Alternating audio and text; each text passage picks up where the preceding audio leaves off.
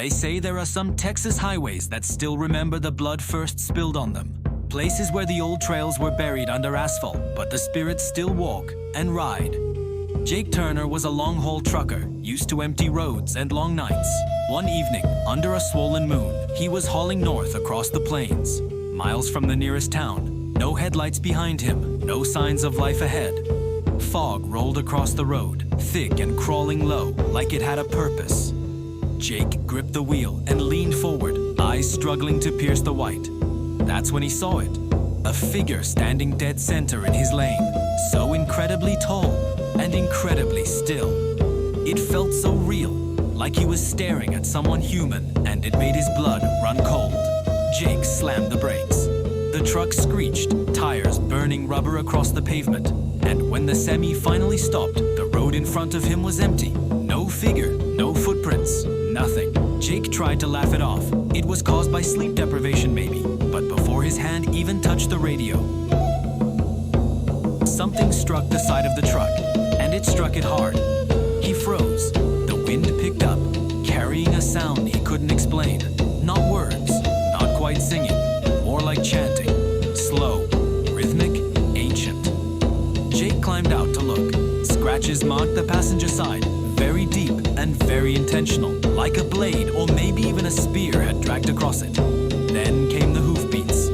Not imagined, not subtle. The hooves pounded on the road, or maybe an ancient trail that's been here for centuries. Jake lifted his flashlight toward the mist.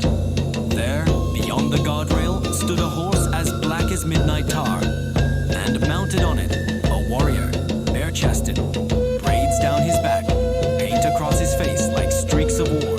His eyes glowed like embers in a dying fire. He didn't move, didn't blink. He just stared at Jake, like a man remembering the face of someone trespassing on his grave. Jake scrambled into the cab and hit the gas, tires spitting gravel as the truck roared forward. But the warrior wasn't gone. In the side mirror, the ghostly figure was running alongside the 18-wheeler, barefoot, silent, keeping up with impossible speed. And behind him, whispers in the fog. More voices, more footsteps, more drums. Jake's breathing turned to panic. The chanting rose. His headlights flickered.